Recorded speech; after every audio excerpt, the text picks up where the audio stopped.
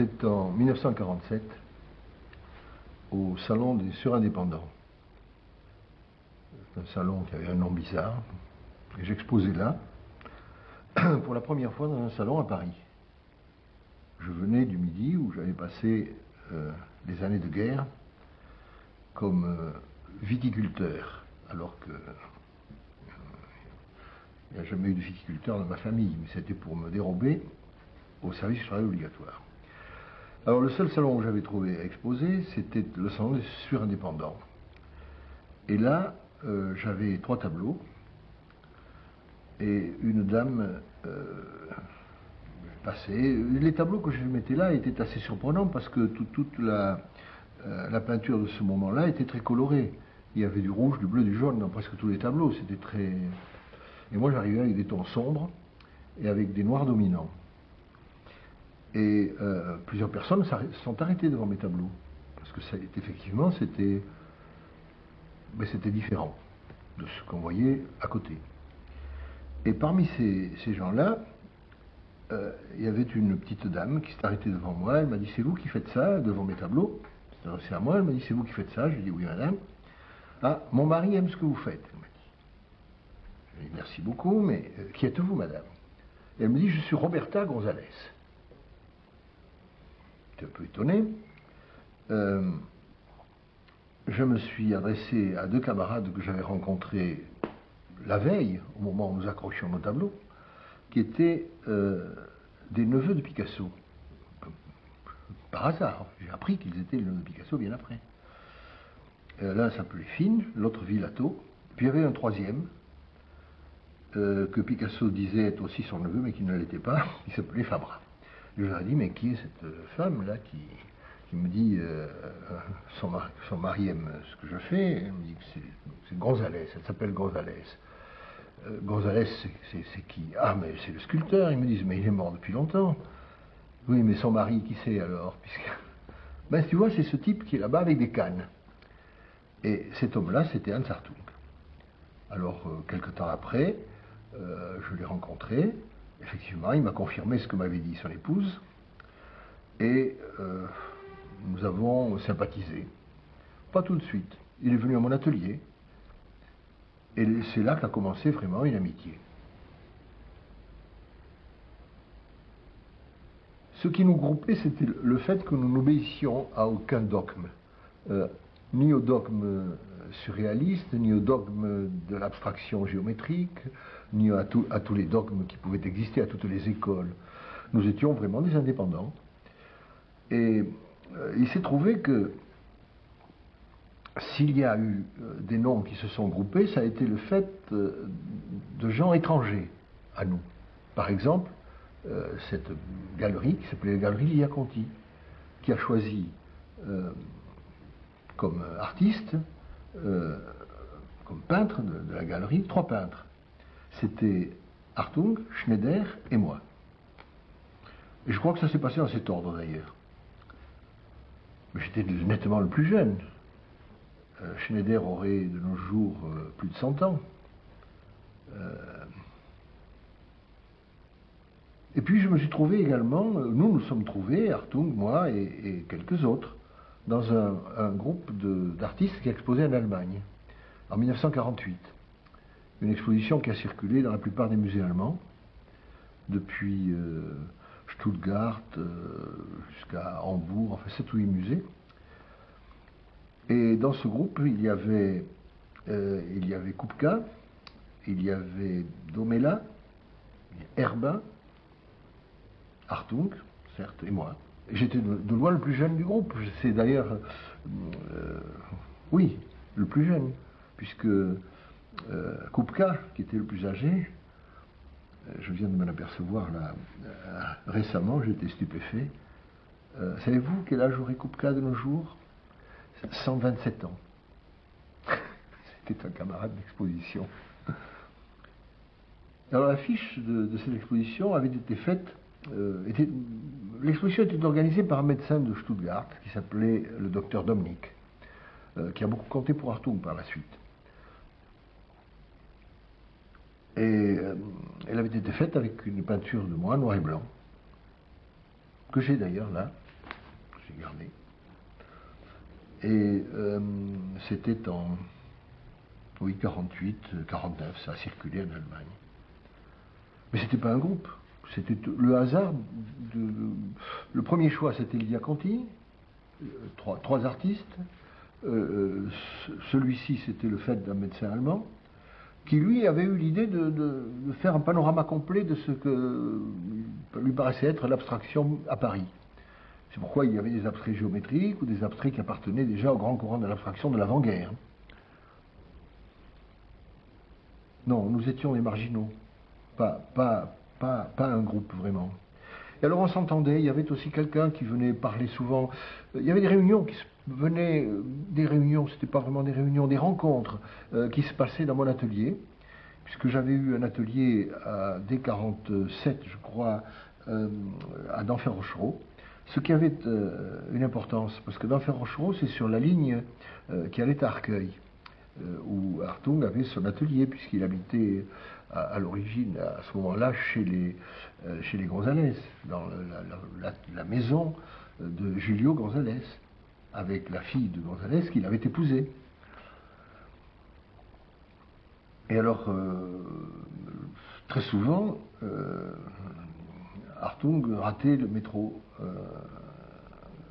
le soir. Je crois qu'il le faisait exprès d'ailleurs.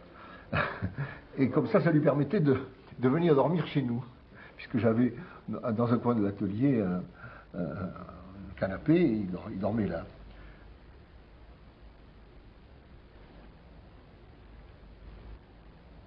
Les réunions qu'il y avait, les rencontres qui se faisaient chez moi, c'était surtout, il y avait quelquefois Schneider qui venait rarement, mais c'était plutôt Atlan et Hartung. Et Atlan était quelqu'un qui parlait de peinture, qui avait une culture littéraire d'abord, il avait été poète, je crois même. Et il y avait des conversations là-dessus. Mais on était tous, les conversations, c'était pour aboutir à des positions extrêmement différentes. Hartung croyait à une communication, d'ailleurs il a écrit un art.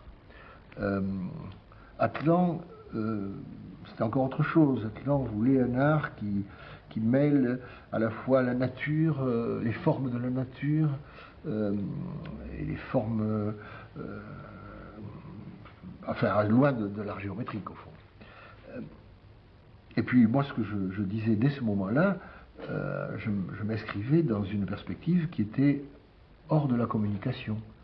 J'avais écrit d'ailleurs dans ce catalogue, qui avait été abominablement mal traduit d'ailleurs par Madame Dominique, qui croyait connaître le français. Greta Dominique. Mais enfin, j'avais écrit qu'une peinture était une organisation de forme, soit banalité que Maurice Denis a déjà dite, mais j'ajoutais sur laquelle venait se faire et se défaire l'essence qu'on lui prête, marquant bien par là que ce que je faisais était hors d'une volonté de communication au sens où Hartung l'entendait. Alors c'était des discussions, des conversations, on ne tombait pas d'accord, mais ça n'était rien parce que nous nous respections mutuellement. Et j'aimais ce que faisait Hartung, certaines choses que Atlan faisait, et réciproquement. Et,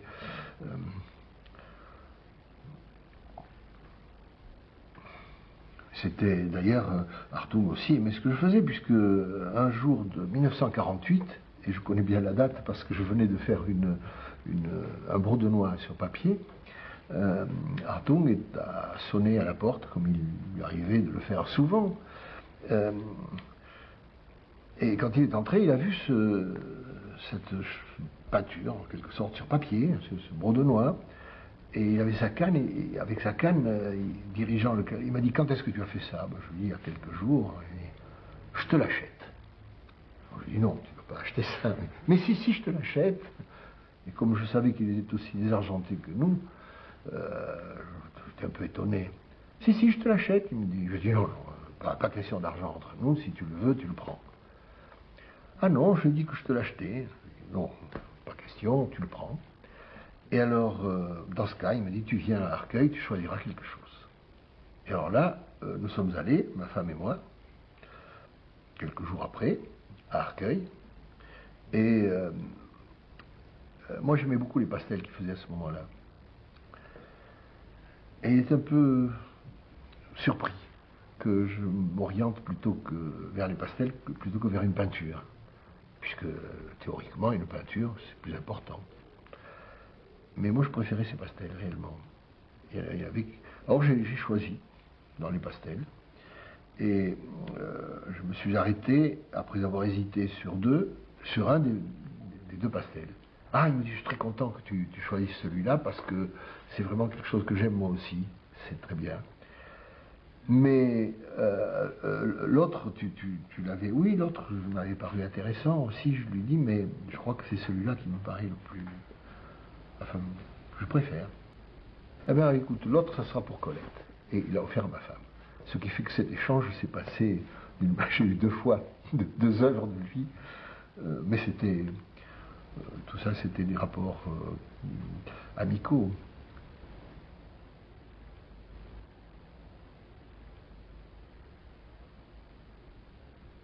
Je me souviens qu'un jour, il m'a téléphoné d'Arcueil. Il me disait, je viens à Paris, mais j'ai quelque chose à te remettre. Tâche d'être à d'Enfer, à l'arrêt de l'autobus, à d'Enfer-Rochereau, place d'Enfer. Et j'étais à l'arrêt de l'autobus, un autobus est passé, puis 2, puis 3, puis finalement il y en a un qui est arrivé où il y avait Hartung sur la plateforme. Et il me dit, pendant l'arrêt de l'autobus, il me dit, tiens, ça c'est pour toi. Je lui dis, descends, non, non, non, ça c'est pour toi. Et j'ai pris l'enveloppe, j'ai ouvert, c'était des billets de banque. Et c'était de l'argent. De l'argent parce qu'il savait qu'on en manquait. Et que lui en avait. Il en avait parce que je crois qu'il avait vendu un Miro, je ne sais plus ce qu'il faisait un peu de courtage, Hartung, à ce moment-là. Et ça, je lui ai rendu, mais quand je l'ai pu. Mais c'était... Bon, voilà, c'était de la générosité, quoi. Mais je me souviens, un autre soir, j'ai rencontré Vols et Camille Brienne. Hein, comme ça. Et alors, ils m'ont dit, oh, on n'a pas bouffé, on n'a pas mangé. J'ai dit, moi oui, mais écoute, viens à la maison, il y a sûrement quelque chose. Alors ils sont venus, ben, on a fait des crêpes. Non, je me souviens que c'est pas des crêpes, on a fait des œufs au plat. Et on avait du pain, c'est formidable. Mais c'était comme ça, quoi. Ils n'avaient pas mangé, ils avaient faim. Quant à Vols, lui, il avait sûrement déjà bu, plutôt que de manger. Vols vivait avec sa bouteille de rhum dans sa poche de veston. Bouteille, ça. Je me souviens que nous l'avions rencontré une fois, ma femme et moi, à 2h du matin, dans rue Notre-Dame-des-Champs, à Montparnasse. Et il était venu vers nous avec un air buté et presque le front en avant. Et il m'avait vu, il m'avait immédiatement tendu sa bouteille. Et je crois que si je n'avais pas bu à sa bouteille, il y aurait eu quelque chose. Alors j'ai bu à sa bouteille, et puis il a ensuite donné la bouteille dans le même geste à ma femme, qui elle-même a porté le goulot à ses lèvres, puis lui a dit merci.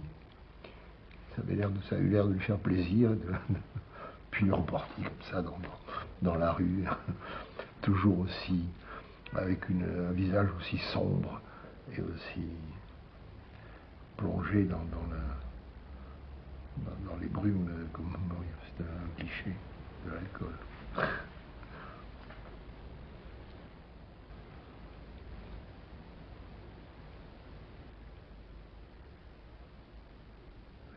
Il m'a raconté beaucoup de choses, Hartung. Il nous a raconté sa vie. Et puis, pourquoi nous racontait-il sa vie? Parce qu'au fond, je crois qu'il rêvait un peu à la vie qu'il aurait pu avoir et qui aurait pu être semblable à la nôtre. Moi, je m'entendais parfaitement avec ma femme, et je m'entends toujours d'ailleurs parfaitement avec elle. Et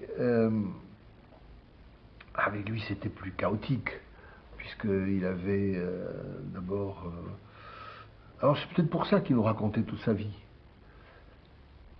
Alors ce qu'il m'a raconté, son arrivée à Paris, je sais qu'il était allé suivre les cours d'André Lotte.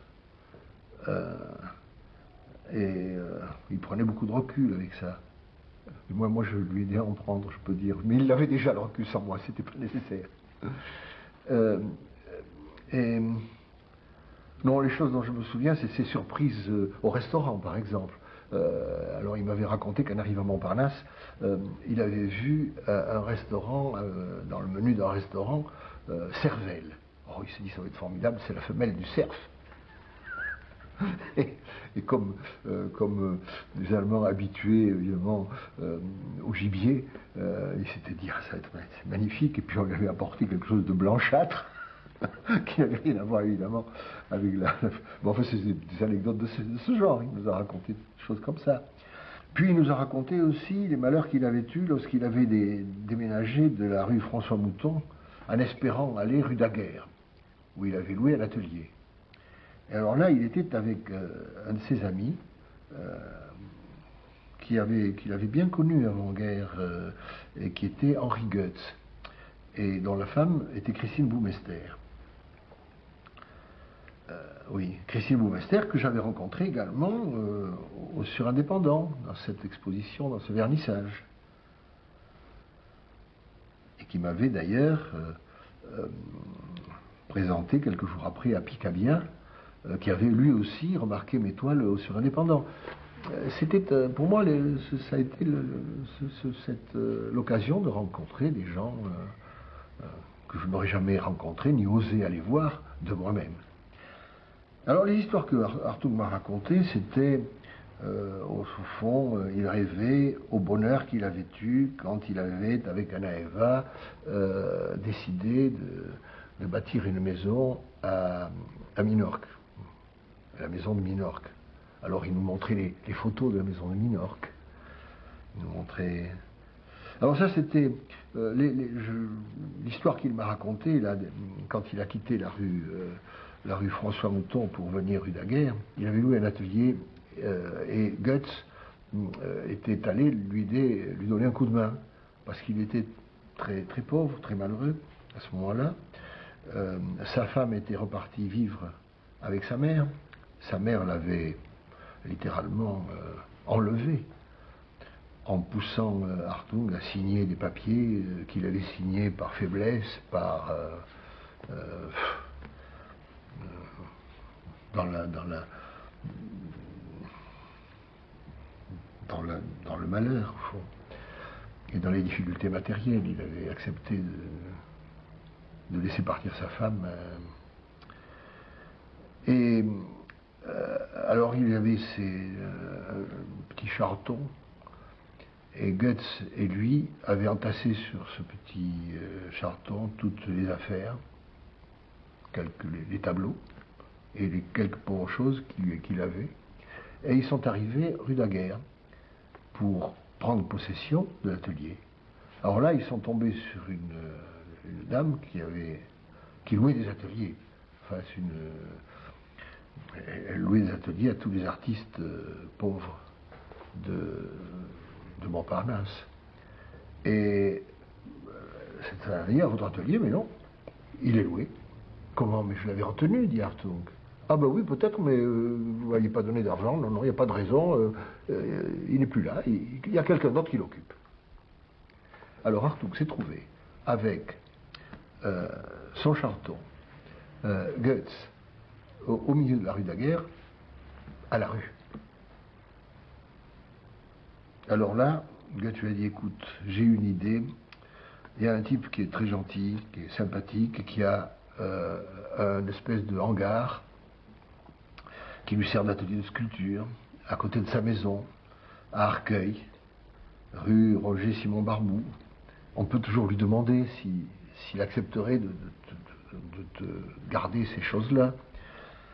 Alors ils sont allés là, et Julio González, qui était un homme très bon, très compréhensif, en tout cas, lui a dit, mais écoutez, oui, bien sûr, et puis où allez-vous dormir? Ben, dormez là. Et Hartung a commencé à habiter, au fond, dans ce lieu qui était en quelque sorte un atelier de sculpteur attenant à la maison de González. Et puis, petit à petit, il y avait Roberta González qui était peintre et qui avait un superbe étage à elle pour son atelier. Elle lui a dit, mais pour travailler, vous n'avez pas de place là, et puis si vous voulez, vous pouvez vous mettre dans un coin de mon atelier, ou si tu veux, peut-être. Les artistes se tutoyaient à cette époque. Alors il s'est installé dans un coin de l'atelier.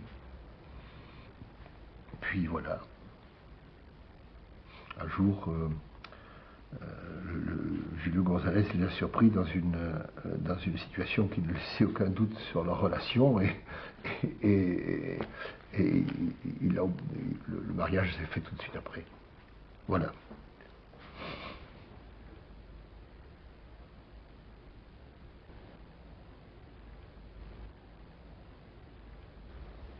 Oh, moi j'étais anti-nazi, moi.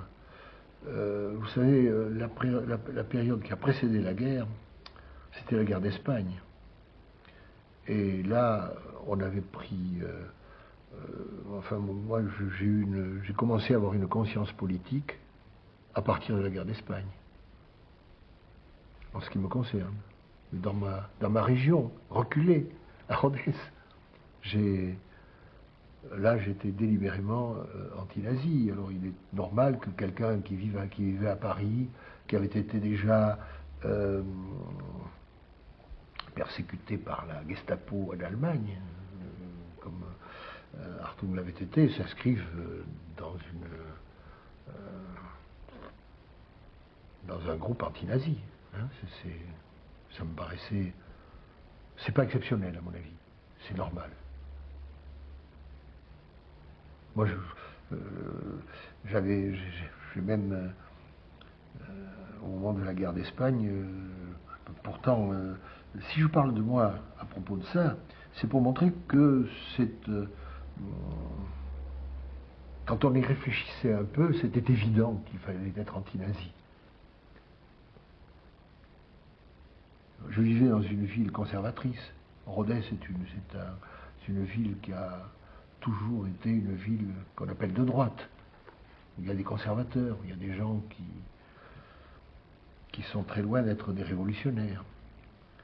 Et cependant, lorsqu'il y a eu la débâcle des républicains espagnols,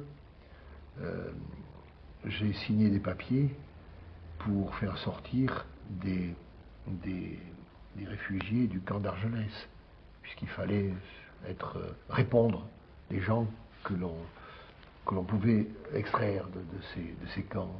J'en ai fait sortir 2. Si je parle de ça, c'est que pour le jeune homme que j'étais, à l'époque, n'ayant d'ailleurs pas le droit de signer ces papiers, si ma mère avait su ça, je crois que ça ne serait pas bien passé. Mais enfin, ça suffisait. Alors, mais si le jeune homme que j'étais à l'époque a pu prendre des attitudes pareilles, dans un pays comme Rodez, il est tout à fait normal que quelqu'un qui vit à Paris et qui a eu affaire à la Gestapo s'inscrive dans une liste d'anti-nazis.